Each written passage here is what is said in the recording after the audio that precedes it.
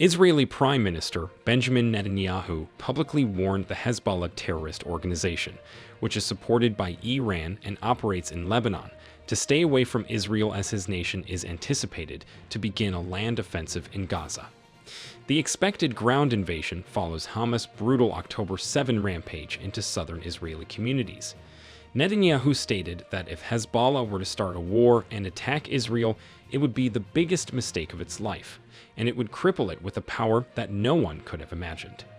He also added that the implications were going to be terrible for both Hezbollah and the Lebanese state. Hezbollah, which is armed with tens of thousands of rockets, has threatened Israel with attacks, even launching anti-tank missiles at military positions in northern Israel. As a precaution, Israel has evacuated thousands of citizens from the area close to the northern border. More than 1,400 people in Israel have been killed.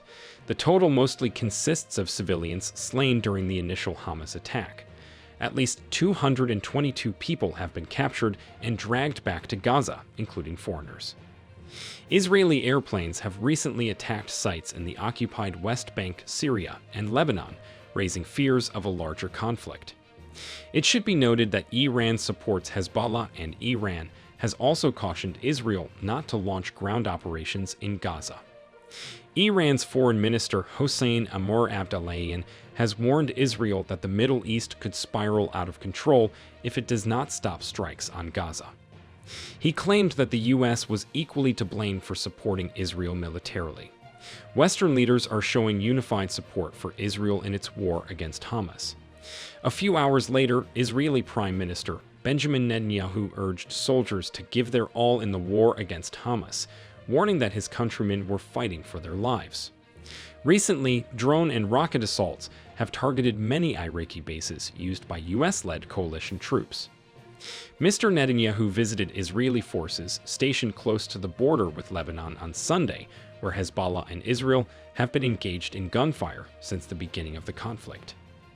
At least 27 people have been reported killed in southern Lebanon during exchanges of fire between Israel and Hamas, and at least 5 Israeli soldiers and 1 civilian have been killed in Israel. Israel has ordered the evacuation of numerous communities in the north, and on Sunday it added 14 more. Israeli missiles also struck the international airports in Damascus and Aleppo early on Sunday, killing at least 2 personnel there where Iran has a military presence. Both airports have been taken out of use, given the damage to their runways. Israel risks going to war with these countries if these attacks keep increasing. However, Hamas released 2 more hostages on Monday, identified by Israeli officials as Nurit Cooper and Yakshiv Lifshitz, just days after releasing 2 American women on Friday. These women were peace activists and regularly transported patients from Gaza to hospitals across Israel for medical treatments. People are beginning to ask questions. What will happen if all the people abducted do not return? Will Iran engage in the war? As people continue to ask these questions, let us know what you also think in the comments below. Do not forget to like this video and subscribe to the New Tourist channel. Turn on notifications so you get notified whenever we upload new videos like this. Thanks for watching, and see you in our next video.